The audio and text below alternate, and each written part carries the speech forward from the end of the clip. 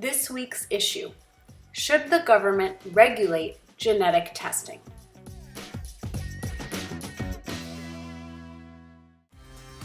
For years, Michelle and DeMarcus Kingston have dreamed of having one son and one daughter. Now that their first child, a son, is 2 years old, they want to ensure or guarantee that their next child is a daughter. They do not want to leave the sex of their baby to chance. Current medical science allows them to choose the sex of their child before conception. Scientists developed genetic screening to help families avoid having a child with fatal or deadly genetic disorders. Now, many families are using genetic screening to decide the number of boys and girls in their families.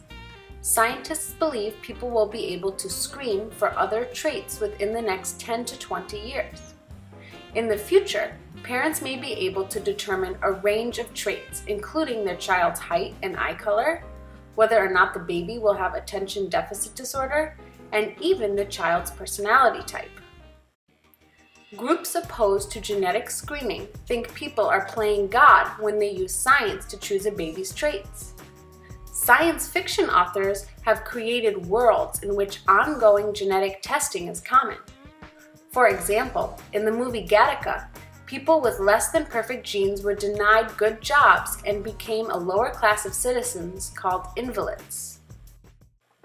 Many people fear having a baby will soon turn into a shopping trip as parents create designer babies by choosing genes for eye and hair color, height, and IQ, or how smart the child will be.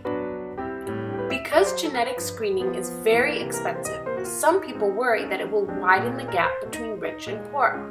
The rich may have future access to genetic screening, but the poor may not.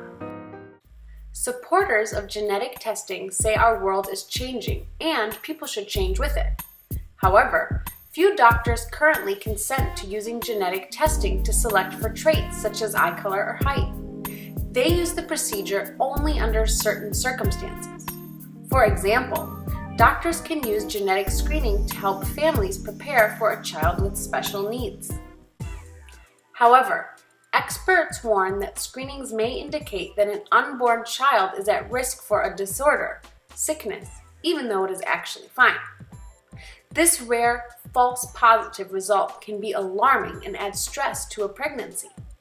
Similarly, a false negative result assures parents that the fetus is not likely to be affected by a condition, even though it is actually at high risk.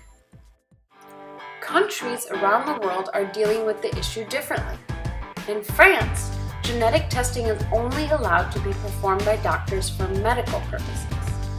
In the United States, the government does not regulate genetic testing. Only doctors and their patients make decisions about genetic screening. Do you think the government should regulate genetic testing?